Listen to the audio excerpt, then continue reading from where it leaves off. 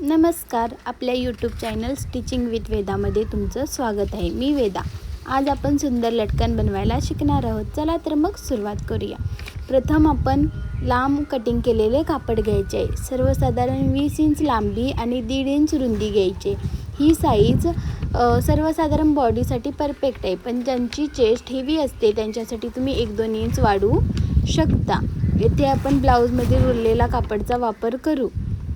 तुमच्याकडे जर ब्लाऊजमध्ये रुरलेलं कापड जास्त असेल तर तुम्ही क्रॉसमध्ये पण पट्टी काढू शकता. माझ्याकडे कापड कमी होतं, त्याच्यामुळे मी ज्याच्यामध्ये बसतं त्याच्यामध्ये लांब अशी पट्टी काढून दोरी करण्याचा प्रयत्न करत आहे. हे बघा, स्ट्रेट अशी कट करून घ्यायचं.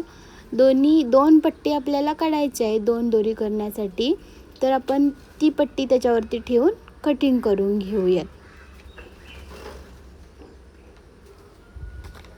हे बघा, आपले कटिंग झालेलं आहे. तर आपण एक पट्टी घेऊया आणि जी पट्टीची सरळ बाजू आहे ती आतमध्ये घालून फोल्ड करून घेऊया. त्यानंतर आपण 1 किंवा 2 रेषा अंतर घेऊन एक स्ट्रेट आता शिलाई मारून घेऊया. किंवा जे प्रेशर फूट असतं त्याचे 2 जे प्रेशर फूट असतं त्याच्यातले 1 ह्याच्या साईजनं आपण शिलाई मारून घ्यायची आणि स्ट्रेट अशी शिलाई मारून घ्यायची. कुठं पण जास्त किंवा मोठी अशी करायचं नाही, त्याच्यामुळे दोरी ही बारीक किंवा मोठी होऊ शकते आणि ती ओबडधोबड दिसते. आता आपण दोरी परतून घेऊया. त्यासाठी मी लोप टर्नरचा वापर करून दोरी परतून घेणार आहे.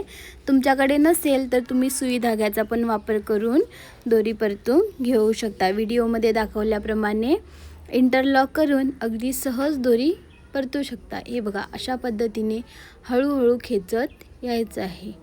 बघू शकता, हळूहळू आपण खेचून घ्यायचं आहे. आधी हलक्या हाताने खेचून घ्यायचं आहे. एखाद्या वेळेला ते फसू शकतं, त्याच्यामुळे सावकाश खेचून घ्यायचं आहे. ह्या लोप टर्नरमुळे अगदी बारीक अशी दोरी निघते आणि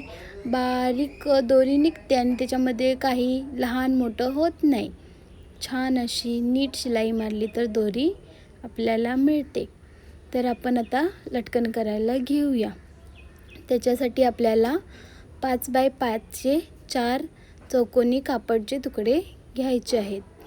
बघू शकता तुम्ही व्हिडिओमध्ये दाखवल्याप्रमाणे असे स्ट्रेट लाईन मारून आपण कटिंग करून घेऊया.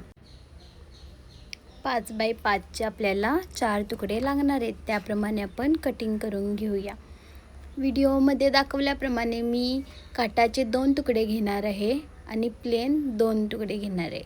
तसेच मी दोन्ही तुकडे काटाचे कट करून घेणार आहे. त्याच्यानंतर 2 तुकडे प्लेन कापडचे कट करून घेणार आहे. त्याच्यामुळे डिझाईन छान दिसेल लटकनची आणि अट्रॅक्टिव्ह दिसेल आणि ब्लाऊजला पण उठून दिसेल. त्याच्यामुळे तुम्ही व्हिडिओला शेवटपर्यंत बघत राहा.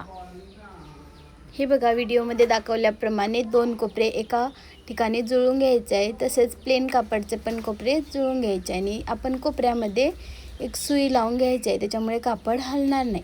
कोपऱ्याच्या सरळमध्ये आपण एक स्टिच मारून घेऊया, कारण ते कापड हलणार नाही, लॉक होऊन जातं. आता आपण सुई लावलेली आहे त्या कोपऱ्याकडे पण स्टिचिंग करून घेऊया.